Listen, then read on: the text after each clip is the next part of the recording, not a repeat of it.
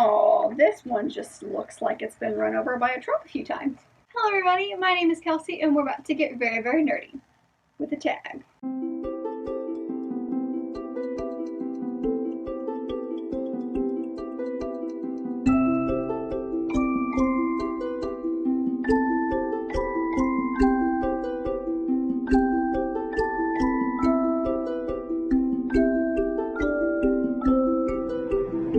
Today I thought what we would do the ancient history tag. Now this is a fairly recent tag and it was originally created by Michelle at Books Michelle, so I'll make sure I leave her channel down below so you guys go and check her out. I haven't done a lot of tags recently. I feel like tags and challenge videos are kind of weaving their way out, but I always find them fun. So like I wanted to do one and I went searching for one and this one popped up and that's how I found Michelle's channel and it's awesome. So I thought I would do that tag today. It's all about history and different parts of the history of different groups of people, so I'll make sure I leave all of the questions down below if you would like to do it as well. There's only about 8 questions, so this shouldn't take very long, but I'm excited, and let's just get right into it. The very first question is the Stone Age, and that is the first book that you remember reading, and for me that is Where's My Teddy by Jess Obro. This is one that I have shown recently because I did read this during November for the Believe-a-thon. But this is just a super short picture book that I read when I was super young. It was my favorite book when I was little. I read it before I learned how to read. So this is just one that I know has been in my life for a very long time. But it's about this bear and this little boy who both lose their teddy and end up finding the other one's teddy. I honestly think the synopsis for this book is longer than the actual book. So it's just fun and cute, but this is definitely the one that I remember first. The next question is Ancient Greece, and that is your favorite myth-inspired book or retelling. It doesn't have to be Greek mythology, it could be any kind of retelling, but I went with Greek mythology, and I'm choosing Circe by Madeline Miller for this one. Ooh, she's shiny. So this obviously follows the life of Circe. She is most known for being in the Odyssey, and she's the one that when Odysseus gets to her kind of island, she turns all of his men into pigs. But this kind of takes a look at her entire life, and I really enjoyed this one. It really kind of takes you in and gives you a separate look at who Circe is beyond what like most people already know about her. And I absolutely love Madeline Miller's writing style. I think it's very kind of like lyrical and beautiful, and I really enjoyed it. So this one is probably my favorite Greek mythology retelling as of right now. I'm sure there's more out there that I will enjoy, but as of right now, this is my favorite. The next question is Roman Empire, a book that features an impressive empire or kingdom. And I don't read a whole lot of high fantasy. I read a lot of kind of like middle of the road fantasy, I would consider. So I'm sure there's much better ones out there, but this is the one that I can think of right now, and that is the 3 Dark Crowns series by Kendara Blake.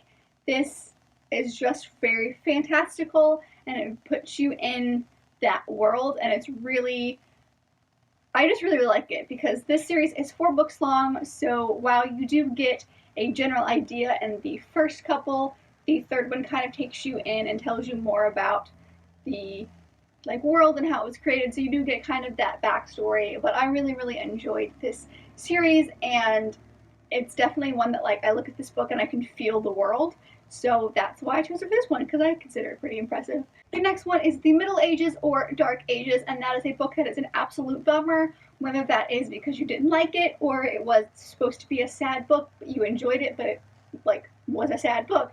I'm choosing the one that kind of was like a bummer, like a disappointment, and for me that is The Left Hand of Darkness by Ursula K. Le Guin. I'm sorry that you can't see this cover very well. It's super white and reflecting on the light. This one is a classical sci-fi book, and it's kind of a journey book, but for me I felt like nothing happened in it, and there's like a big thing that happens at the end that I feel like didn't affect me either way when it should have affected me. So I don't know, but I don't know if that's just because this is very scientific I'm intrigued to read more of Ursula K. Le Guin's stuff. She's got a lot of like fairy tale books out there that I would be interested in to see if it's her writing or if it was just the story that I didn't like. But for me, it was a bummer. It was also kind of like not the happiest of stories because this guy is traveling through the snow through most of this book, and it just makes you cold. So that's what I chose for this one. The next question is the Renaissance a book that made you think or like you learned a lot from? And for me, I chose A Spark of Light by Jodi Picoult because I read this 4 months ago and I still think about this all the time. It is a book about a shooting that takes place at a women's clinic that does abortions. So there are people there that are just there to get like birth control or just kind of there to get checked out, and then there are also women there that are getting abortions or learning about abortions and things like that.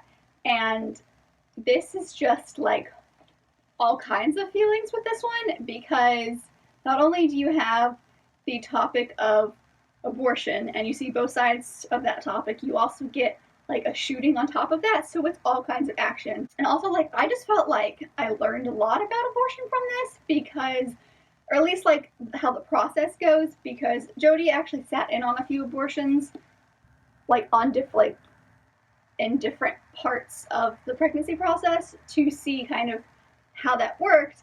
And there is a very, I wouldn't say graphic, but scientific description of someone getting an abortion in this book. So if that's a trigger warning, just kind of like watch out for that. But like I felt like that scene really enlightened me on what the process actually is. It's also from the doctor's point of view, that process, so you get all of the very scientific ideas, but you also get like what's happening and what he's doing. So it's very well written, and it's not kind of like gory like I said, but it does open your eyes a little bit to what the process is if you don't already know. So I found this one interesting, and I think that's why I chose it for this one, because not only is it something that I learned from, I also like think a lot about this book. The next question is the Industrial Revolution, and that is to pick a book that has a concept or an idea or an invention or something in it that you would like to have in your own life. And I chose the Inkheart series by Cornelia Funk, or Funku, I don't actually know how to pronounce it. This is all about people who can read books, and as they read out loud, characters from that book come out and things from your world go in. And I just love that idea. Now, that's not the most amazing thing to happen because you're not in control of what comes in and out of the books. So, like, villains come out of books, and like that's terrible. But I think that would be so cool just to be able to read and then like sit down with your favorite characters and like talk to them. Like I would love to sit down with like the trio from Harry Potter, but like that would be so cool. So I chose this one because I would love to just talk to people from books. I think it'd be really cool. The next one is World War I and II, and that is to pick your favorite historical fiction book from those wars, or if you don't have anything from those wars, just to pick your favorite historical fiction. So I picked the Guernsey Literary and Potato Peel Pie Society by Mary Ann Schaefer and Annie Barrows. This one takes place, I believe, right after World War II, and it's just a lovely story about this woman who learns about a book club and how it got started on this like itty bitty island just by accident. And it's all told, and you can't see this, but it's all told in like letters between her and the people in this book club. I really enjoyed this book, and like I don't love reading about World War I and II. It's not a time period that I read a whole lot about. I would definitely consider this one my favorite just because it was so much fun to get through. And it does have some moments where you're like, oh dang, alright. But there's a lot of hope in this book because it's about a group of people who got together and just kind of read a lot to survive these terrible things that were happening to them. And I really enjoyed that, and I loved this book. It was very good. The very last question is present day, and that is a book that you think everyone should read today. And this one should be no surprise to anyone because I've definitely used it for questions similar to this in the past. And that is If I Was Your Girl by Meredith Russo.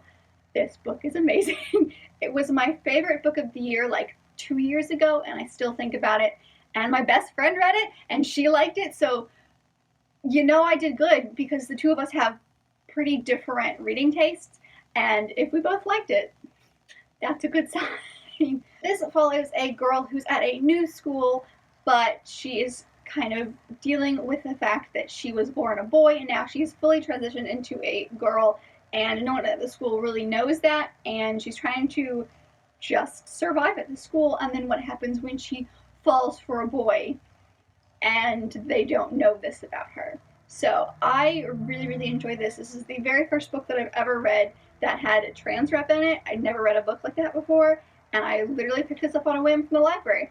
And I'm so glad I did, because it was so good. And I also think it's worth mentioning that the author is also trans, so this comes from a pretty real place, as well as like the person on the cover is trans. Like, there's just so much rep in this book, and it makes me really, really happy. And it's a beautiful love story. It's not very, very long, and I think it addresses this idea, and I liked it a lot. I liked it a lot, and I think everyone should read it. The end. All right, so that's it. That's all I've got for you guys today. Let me know if any of these are answers that you would have given, what some of your answers to the questions are. That would be great. Oh, I should probably tag some people. Let's do that. I will tag Serena from Wandering Mind and Brenna from Brenda Lynn Reads. Editing Kelsey here. I also meant to mention Kier the Scrivener. I wanted to tag her as well, and I forgot to write her down because I'm an idiot. So plan your videos, guys. Yeah. I will leave their channels down below because you should check them out anyway. And then if you guys want to do this tag, feel free to do it and let me know. I think it's fun, and history is fun, so I would love to know some of your answers to these questions. But thank you guys so much for watching this video. I hope you enjoyed it. It was fun for me because I like history, but you know, who knows. And as always, if you like this video, make sure to give it a big thumbs up and subscribe down below if you want to be part of this awesome growing family. And I will see you guys in my next video. Bye!